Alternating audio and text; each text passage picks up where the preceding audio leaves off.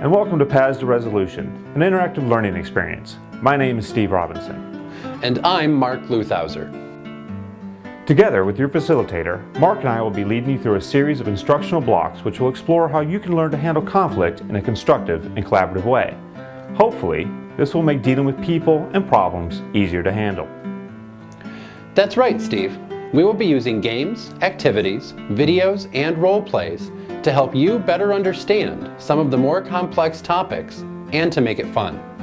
At times, your facilitator will be stopping the presentation to further explore the concepts and topics that Steve and I have talked about.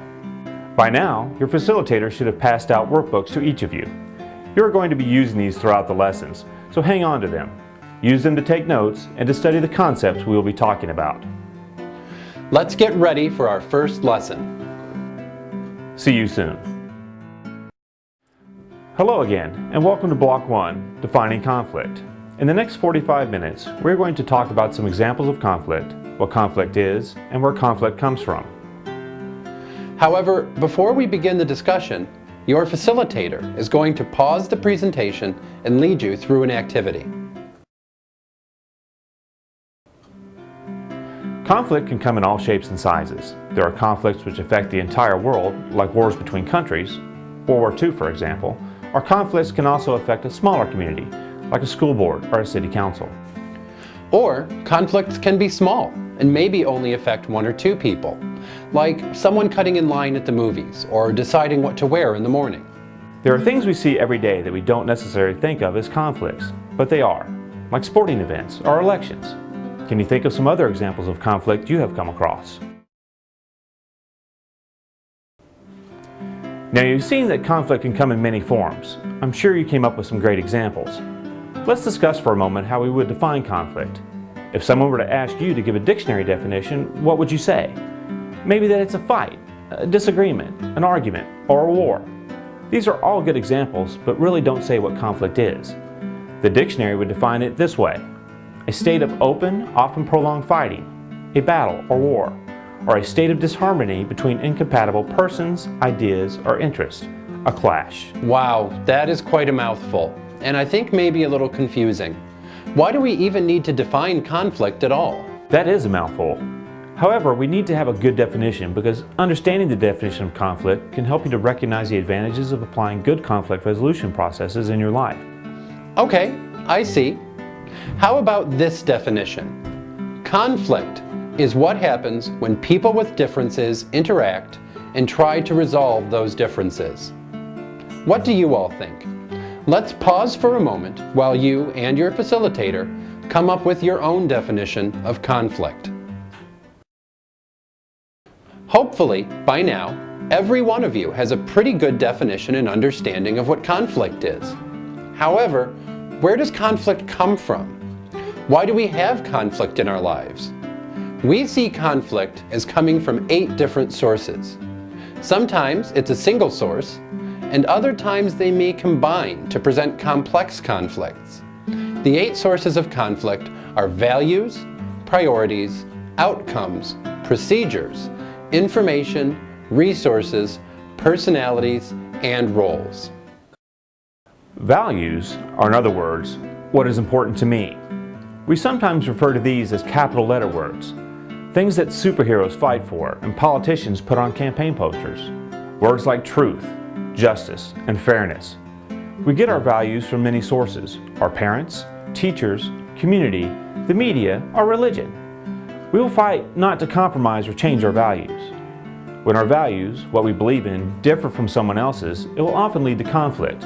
For example, imagine 2 friends, Arthur and Zane. They get an invitation to join their friends at a concert on a Wednesday night.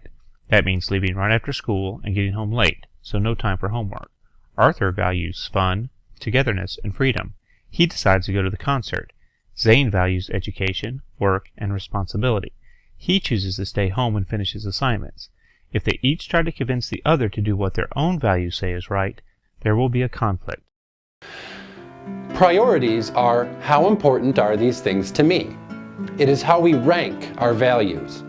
Putting things in order of importance helps us to make the really tough decisions. However, we must remember that what is most important to us may not be for someone else. When this happens, conflicts follow. Julie is talking to her mother Alice about which sports teams to join in school. Both Julie and Alice value education and athleticism, so they agree on that much. However, Julie wants to play multiple sports all year, while Alice worries her grades will suffer. While their values match, they rank them differently. Julie thinks athleticism is more important, while Alice's top concern is education. Outcomes are where we are going. Focusing on the ultimate outcome, the end justifies the means. Here it is the destination that is important, not how we get there. For example, Sam and Charlotte both agree that private high school is best for their son Chuck. However, they want different things from the school. Sam wants Chuck to get a good moral foundation, to become an adult with values similar to his parents. Charlotte simply chose the school because of its academic programs. She thinks Chuck has a good chance of getting a scholarship if he goes to this school. If Chuck begins arguing about values with his dad, or his grades start slipping, his parents are going to argue about why they are paying for private education. Procedures are, how are we going to get there? This is looking at different ways of getting to the same place. It is more about the journey than the final destination. For example, Andrew wants to lose weight. His wife Susan is very supportive of his goal. Andrew thinks the best way to drop a few pounds is to work out, lots of weights, and maybe a treadmill. Susan thinks the best way is to change what they eat, lots of salad, and maybe no refined sugars. They're trying to get Andrew to the same place, but they have very different ways of getting there. information is what do we know. People can have different information, less information, or wrong information. When you don't know enough about something, or what you believe to be true is not, it can lead to conflict. For example, Roxy is hanging out with her friends. She just started dating her boyfriend Christian and talks about him all night, how sweet he is, how cute he is, and so on. The next day she finds out her friend Selena is mad at her. Selena found out that her boyfriend cheated on her and they had just broken up. Selena thought it was incredibly mean of Roxy to talk about her boyfriend when Selena had just lost hers. Roxy simply did not know. Resources, or what do we have? Sometimes these are tangible, real things, like money, people, or tools. Sometimes they're things we can't really touch or own, like time, knowledge, or ability. A lack of these things is normally where the conflict will come from. For example, Clark, Angel, and Thomas live in an apartment together. One morning the shower starts leaking pretty badly. It needs to be fixed. Clark wants to call a plumber, but his roommates don't have the money to pay one. Angel wants them to try fixing it themselves, but the other guys aren't sure they know how, or that any of them have the right tools. Thomas thinks they should wait until after work and call the landlord, but his friends don't have time to wait. They need to get clean and get to work. personalities are how am I acting? All of us have a personality or a way in which we act when we're around other people. Some people are very aggressive and like to be loud and in charge. Other people like to be more quiet and laid back, trying to take things as they come. Even more confusing, most people act a little differently depending on the circumstance.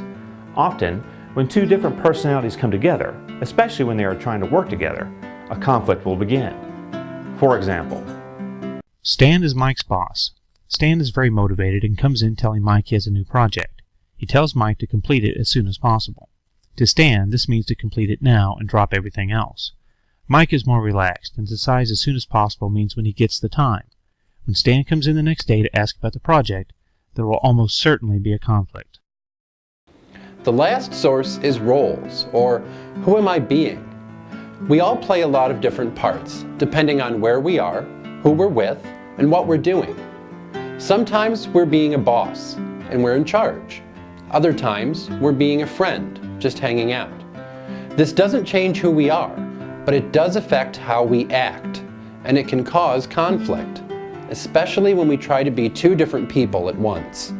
For example,